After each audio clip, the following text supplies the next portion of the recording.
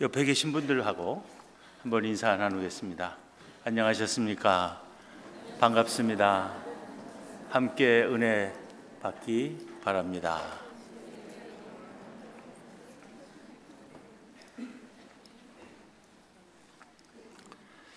사도 바울은 고린도 교회 안에 사람이 죽었다가 언젠가 다시 살아 일어나는 부활을 믿지 못하는 사람들이 있음을 알고 있었습니다.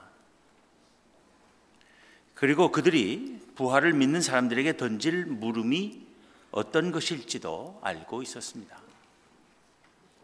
그 물음이란 본문 35절에서 보듯이 죽은 자들이 어떻게 다시 살아나며 어떠한 몸으로 오느냐 하는 것이었습니다. 이 물음 속에는 서로 연결된 두 가지 질문이 같이 들어 있습니다. 즉, 죽은 자들이 다시 살아난다는 것이 도대체 어떻게 가능하냐 하는 질문과, 그래, 다시 살아난다고 하자. 그렇다면 도대체 어떠한 몸으로 다시 살아난다는 말이냐 하는 질문입니다. 사도 바울은 이 두 질문에 대해서 곧바로 답을 제시합니다. 먼저 첫 번째 질문에 대해서는 본문 36절에서 답하기를 어리석은 자여 내가 뿌리는 씨가 죽지 않으면 살아나지 못하겠고 합니다. 고린도 지방은 농사를 해서 많은 주민을 충분히 먹여 살릴 수 있는 지역이었습니다. 자연히 그곳 사람들은 씨를 뿌리고 식물을 거두는 농사일을 잘 아는 사람들이었을 것입니다. 그래서 사도 바울은 그들의 농사에 대한 이해를 통해 부활의 당위성을 설명하려 한 것입니다. 그는 죽은 자들이 어떻게 다시 살아나느냐고? 씨를 뿌리면 그 씨가 죽어서 식물을 낸다는 것은 잘 알면서 왜 어리석게도 사람이 죽어서 새 몸으로 다시 살아난다는 것은 모르느냐 하는 반문으로 대답한 것입니다. 두 번째 질문은 어떠한 몸으로 다시 살아난다는 말인가 하는 질문인데, 그 질문에 대해서는 오늘 본문의 나머지 전체를 통해서 길게 설명하며 답합니다. 먼저 37절에서는 또 내가 뿌리는 것은 장래의 형체를 뿌리는 것이 아니요 다만 밀이나 다른 것의 알맹이 뿐이로되 라고 합니다. 농사를 해서 밀이든 다른 어떤 작물을 수확하고자 하는 사람은 논이나 밭에 크게 수확한 작물을 뿌리는 것이 아니라 그 작물의 작은 씨를 뿌리는 법이라는 말입니다. 배추 농사하는 사람이 논과 밭에다가 배추를 뿌리는 거 아니잖아요. 배추 씨를 뿌리면 그 씨가 나중에 큰 배추로 땅에서 돋아나는 것입니다. 이 말을 하는 것은 뿌려지는 씨의 모양과 나중에 수확하는 작물의 모양이 전혀 다르듯이 사람에게 있어서도 죽을 때의 몸과 부활할 때의 몸이 크게 다를 것임을 말하기 위해서입니다. 사람이 죽으면 당연히 다시 살아날 것이고 그 부활의 때에 입게 될 몸은 이 세상에서 살 때의 몸과는 크게 다를 것임을 먼저 밝힌 사도 바울이 곧바로 강조하는 것은 그것이 하나님이 하시는 일이라는 것입니다. 죽은 사람을 다시 살리시는 이도 하나님이시고 부활의 때 우리에게 어떤 몸을 주실지도 다 그의 뜻대로 이루어지는 일이라는 것입니다. 본문 38절을 봅니다. 하나님이 그 뜻대로 그에게 형체를 주시되 각 종자에게 그 형체를 주시느니라. 작은 씨가 뿌려져서 큰 식물로 수확되는 자연세계의 이치 뒤에는 창조주 하나님이 계시듯이 새로운 몸으로 다시 살아 일어나는 사람의 부활 뒤에도 하나님의 주권적 역사가 있음을 말하고자 한 것입니다. 하나님이 그 뜻대로라 한 것은 식물의 세계뿐 아니라 동물의 세계와 더 나아가 모든 천체까지도 다 하나님의 절대 주권 아래에 있음을 말하는 것입니다. 사람의 부활과 그 부활 때의 새 몸을 36절부터 38절에서는 식물을 예로 들어 설명한 사도 바울은 39절에서는 동물들의 세계로 그 설명의 예를 확대합니다. 육체는 다 같은 육체가 아니니 하나는 사람의 육체요, 하나는 짐승의 육체요, 하나는 새의 육체요, 하나는 물고기의 육체라. 식물뿐 아니라 땅 위의 짐승들이나 하늘의 새들이나 물속의 고기들을 망라한 동물들이 각각의 몸의 형체를 갖는 것도 다 하나님이 당신의 뜻대로 하시는 일이라는 것입니다. 물론 사람에게 그 고유한 형체를 주시는 이도 하나님이십니다. 하나님께서 당신의 뜻대로 하시는 일을 식물에 이어서 사람과 동물들의 예를 들어 언급한 사도 바울은 내친 김에 우주 전체를 다 언급합니다. 본문 40절, 41절입니다. 하늘에 속한 형체도 있고 땅에 속한 형체도 있으니 하늘에 속한 것의 영광이 따로 있고 땅에 속한 것의 영광이 따로 있으니 해의 영광이 다르고 달의 영광이 다르며 별의 영광도 다른데 별과 별의 영광이 다르도다. 앞서서 사람과 짐승과 새와 물고기 같은 각종 동물들이 지닌 육체가 다 다르다고 말한 사도 바울은 이제 천체에 관해서 말하면서는 육체 대신 영광이라는 말을 사용하며 각 천체의 영광이 다르다고 합니다. 여기서의 영광은 빛을 뜻합니다. 즉 해의 빛과 달의 빛과 각종 별의 빛도 다 다르다는 것입니다. 이것 또한 하나님이 그 뜻대로 하시는 일이라고 사도 바울은 말하고 있는 것입니다.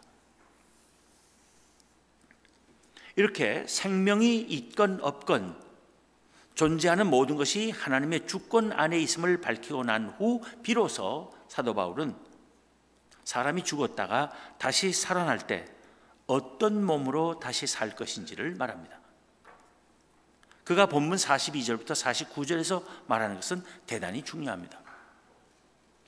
여기서 그가 하는 말은 하나님으로부터 특별한 계시를 받은 사람의 말이라는 것을 우리가 잊지 말아야 합니다.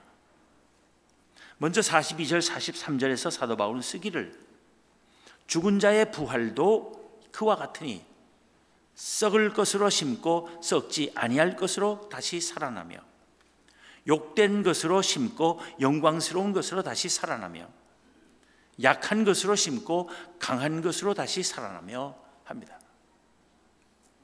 여기서 썩을 것이란 우리의 육신의 유한성과 부패성을 말합니다. 욕된 것이란 우리의 죄인됨과 부끄러운 존재임을 말합니다.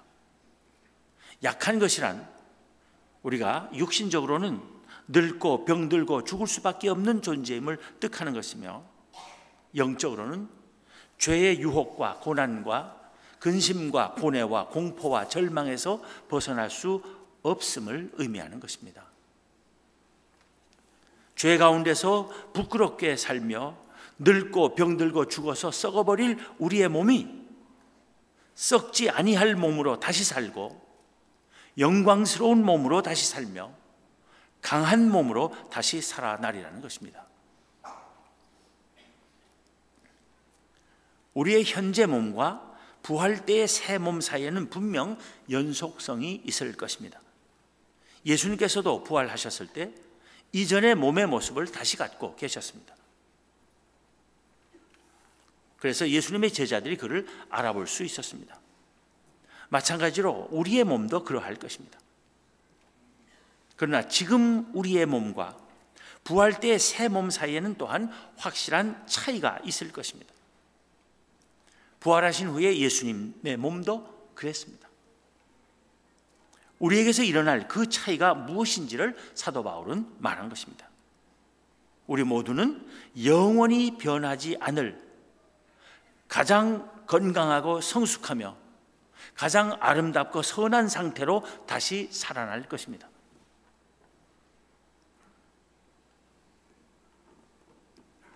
우리의 몸이 썩지 아니할 것으로 다시 살아나고 영광스러운 것으로 다시 살아나며 강한 것으로 다시 살아나리라는 말 속에 포함된 뜻이 그것이라고 믿습니다. 지금부터 꼭 4주 후면 제 어머님이 돌아가신 지 1년이 됩니다. 제 아버님은 그보다 38년 전인 1974년에 돌아가셨습니다. 아버님이 돌아가시고 난 후 어머님에게는 아주 진지하게 궁금해하시는 질문이 있었습니다. 첫째 질문은 천국에 가서도 세상에서 살 때의 가족 관계가 그대로 유지되느냐 하는 질문이었습니다. 다시 말하면 천국 가서도 내 아버지와 내가 부부가 되겠느냐, 그게 대단히 궁금하셨습니다. 예수님 말씀에 천국에선 사람들이 시집도 가지 않고 장가도 가지 않고 다들 천사와 같을 것이라고 하셨는데, 천국에서 내 아버지와 부부 사이가 아니고 남남같이 되면 싫다는 것이었습니다. 천사 안 돼도 좋으니 내 아버지하고 부부로 살아야지. 만일 그렇지 않다면 무슨 소용이 있고 무슨 기대감이 있겠느냐는 것이었습니다. 그래서 제가 대답해 드렸습니다. 천국에서도 가족 관계는 그대로 다 유지될 것이라고. 그랬더니 조금 안도의 표정을 지으시면서 그거 확실하냐고 되물으시고는, 근데 그걸 어떻게 알 수 있느냐고 또 물으시곤 했습니다. 그때마다 말씀드리기를, 예수님의 말씀에 하나님이 짝지어 주신 것을 사람이 나누지 못할 것이라 하셨듯이 하나님의 뜻과 결정은 영원히 변함이 없을 것이기 때문이라고 했습니다. 그랬더니 많이 안심을 하셨습니다. 세상에서의 남편이나 아내와 천국에서도 또 부부의 관계로 다시 사는 것, 그것도 영원히 그렇게 사는 것은 죽기보다 싫다 할 사람들이 있을지 모르겠지만, 나 그 사람하고 또 부부가 돼서 그것도 영원히 살 거라면 난 차라리 지옥 가겠다 라고 할 사람은 여기 안 계실 줄 압니다. 그럼 만약에 그런 생각을 한다면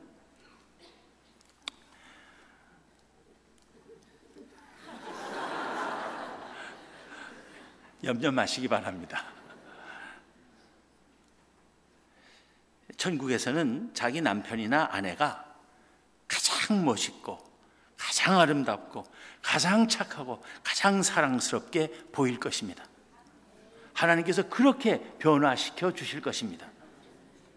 그렇잖아요. 새 몸을 입고 이제 영원히 살게 하시는데 그렇게 해야 되지 않아요? 다른 사람들도 다 아름답게 변화되겠지만 하나님께서는 당신이 짝지어 주신 부부들 간의 사랑도 완전하고 영원하게 해 주실 것으로 믿습니다. 어머님의 둘째 질문은 사람이 부활할 때는 마지막 죽을 때의 상태로 다시 살아날 것인지 아닌지 하는 질문이었습니다. 이게 어머니에게는 대단히 중요했습니다. 왜냐하면 아버님이 교통사고로 많이 다치셔서 돌아가셨기 때문입니다. 다친 데 없는 깨끗한 몸으로 다시 살아계신 아버님을 천국에서 만나기를 원하셨기 때문입니다. 그리고 그보다 더 심각한 이유는 아버님은 53세에 돌아가셨는데 어머니는 90세도 넘어서 돌아가셨다가 그대로 다시 살아난다면 나이 차이가 많아도 너무 많으실 것이고, 아버님은 아직 팽팽하신데 어머니는 조글조글 호호백발이 되어서 만나시면 부부가 아니라 모자 사이같이 보일 텐데 그러면 어떻게 하겠느냐는 것이었습니다. 그래서 대답해 드리기를, 교통사고로 다쳐서 죽든 불에 타서 죽든 그 어떤 상태로 죽든 다시 살아날 때에는 건강과 아름다움에 있어서 가장 완벽한 상태로 누구나 변화되어 있을 것이라 했습니다. 그러니 좋아하시더라고요. 혹시 옛날 남편이 죽을 때는 내가 아주 날씬했는데 지금은 이렇게 살찐 나를 그이가 다시 보게 되어도 여전히 나를 좋아할까 하고 염려하시는 분들 계시다면 그런 염려는 붙들어 매시기 바랍니다. 천국에서는 뚱뚱한 사람 한 사람도 없을 것입니다. 키 작은 사람도 없을 것입니다. 모르긴 몰라도 키는 공평하게 다 꼭 같아질 것입니다. 촌티 나는 사람도 하나도 없을 것입니다. 하나님의 나라에서는 도시와 시골이 따로 없을 것이기 때문입니다. 인기 없는 사람도 없을 것입니다. 모두가 가장 멋진 사람 될 텐데 인기 없는 사람이 어디 있겠습니까? 뭐 4가지 없는 거, 이딴 거 하늘나라에서는 없을 것입니다.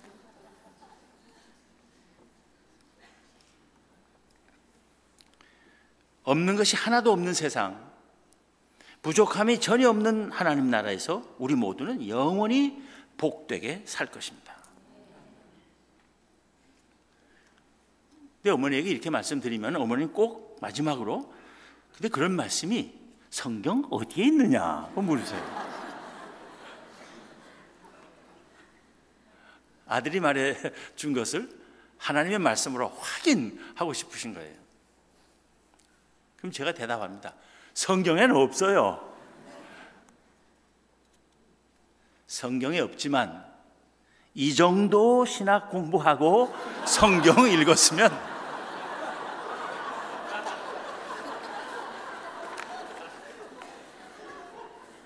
그 정도쯤은 자신 있게 말할 수 있잖아요.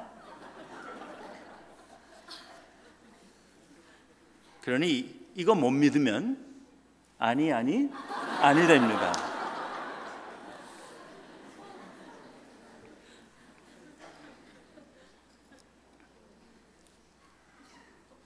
천국은 너무 완벽해서 오히려 재미없고 따분하지 않을까 생각하는 사람도 있을지 모르지만 염려하지 마세요. 하나님의 나라는 완벽하면서도 행복하고 즐겁기 한이 없는 나라입니다. 즐거워도 너무나 즐거운 삶이 될 것입니다.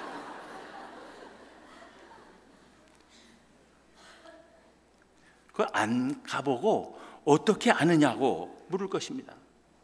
안 가봐도 알죠. 왜냐하면 하나님 나라 간 사람 치고 돌아온 사람이 한 사람도 없기 때문입니다.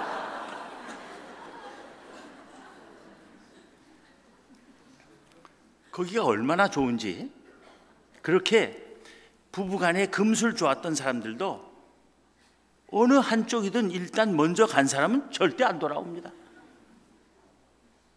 자녀를 아무리 끔찍이 사랑했던 부모도 하나님 나라 가서는 돌아오는 법이 없습니다. 그것 보면 거기가 얼마나 좋은 곳인지 알 수 있지 않습니까?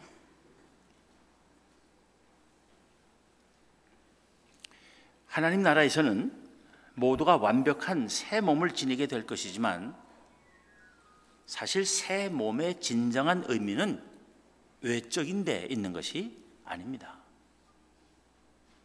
사도 바울이 오늘 본문 44절에서 하는 말이 결정적으로 중요한 말입니다. 육의 몸으로 심고, 심는다는 건 죽는다는 뜻이에요. 육의 몸으로 심고 신령한 몸으로 다시 살아나나니 육의 몸이 있은즉 또 영의 몸도 있느니라.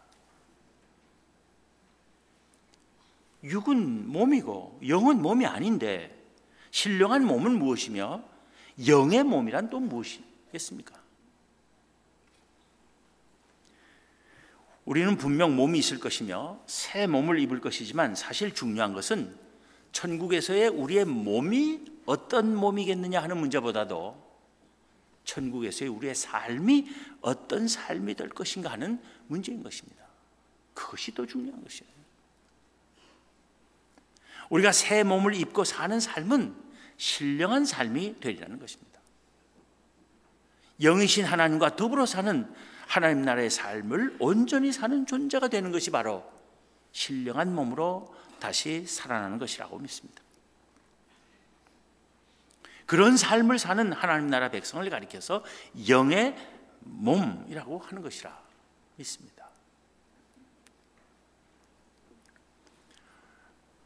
몸을 가지고 살지만 하나님의 뜻에 온전히 순종하며 하나님과 완벽한 교제를 나누며 살 수 있는 그런 삶을 사는 것, 그것이 신령한 몸으로 사는 것이고 영의 몸으로 사는 것이 되는 것입니다. 우리는 이렇게 부활하여 신령한 사람, 영적인 사람으로 살게 될 것입니다. 모든 죄가 제거되고 흠도 없고 아무 비난받을 데도 없는 온전한 사람으로 다시 살아나리라는 것입니다. 진정 영광스러운 존재로 하나님과의 완벽한 친교 속에서 그의 사랑을 즐기며 누리는 삶을 살게 될 것입니다. 그것이 사도 바울이 오늘 본문 끝에서 하늘에 속한 이의 형상을 입으리라 한 말의 뜻입니다.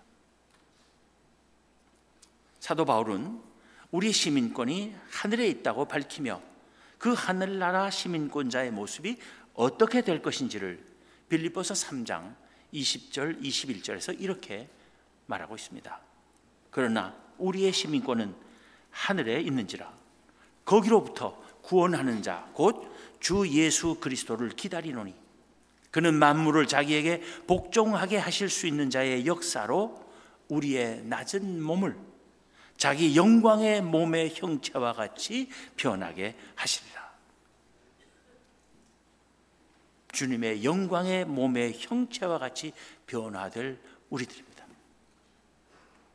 하늘에 속한 이의 형상을 입게 될 부활의 날과 영광으로 가득한 새 몸으로 살게 될 영원히 복된 삶을 믿고 소망하며 살아가는 우리 모두가 되기를 기원합니다.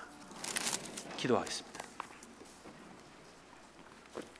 하나님 감사합니다.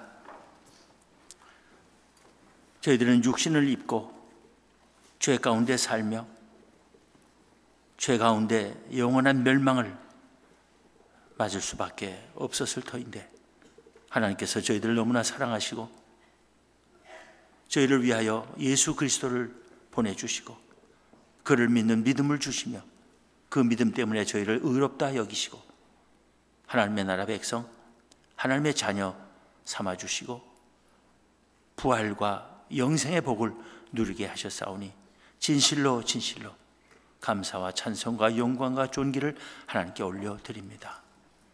하나님, 예수 그리스도 안에서 약속받고 보증된 부활과 영생의 믿음과 소망으로 날마다 기쁨과 감사함 가운데 살며 승리하는 저희가 되게 하여 주시옵소서. 그리고 아직도 하나님을 알지 못하고 예수 그리스도를 믿지 못하는 세상 사람들, 그래서 늘 불안과 또 근심과 염려와 무의미 속에 사는 세상 사람들에게 나아가 예수 그리스도를 전하고 그 안에 주어진 복된 소식을 알리며 하나님의 백성으로 누리는 영원한 복된 삶을 증언할 수 있는 저희 모두가 되게 하여 주시옵소서. 우리 주님 예수 그리스도 이름으로 기도하옵나이다. 아멘.